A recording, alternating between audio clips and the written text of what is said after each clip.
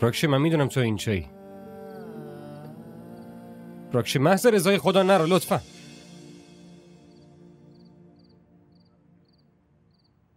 باشه صورتتو بهم نشون نده، ولی همینجا بمون. یه بار به حرفم گوش کن.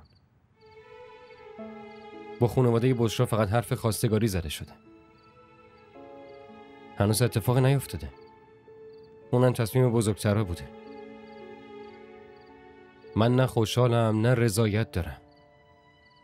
راکشی اگه همچین چیزی می بود اون وقت تو هر تهمتی بهم میزدی قبول میکردم و من به این دلیل تا الان ساکت بودم، چون که تو توی زندگیم نبودی. ولی حالا که توی زندگیمی اون وقت چطور ممکنه توی قلبم یکی رو نگه دارم و توی خونه یکی دیگه رو؟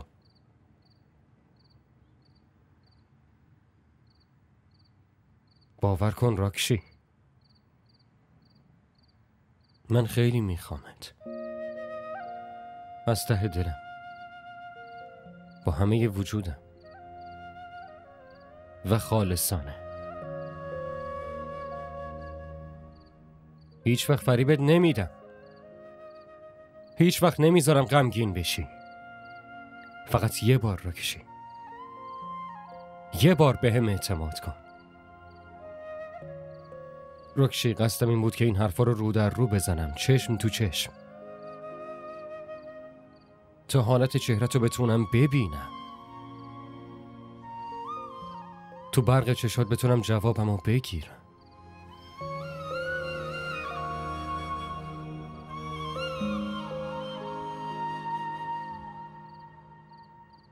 راکشی داری میشنوی یا نه؟ راکشی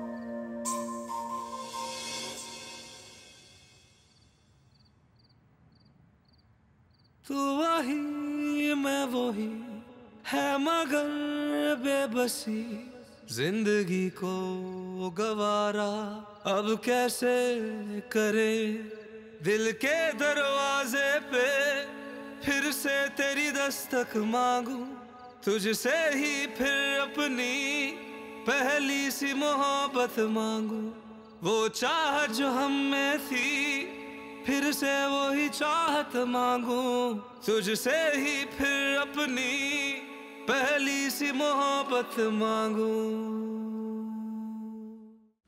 کانال ما رو سابسکرایب کنید. حمایت شما به ما روحیه میده. तुझसे ही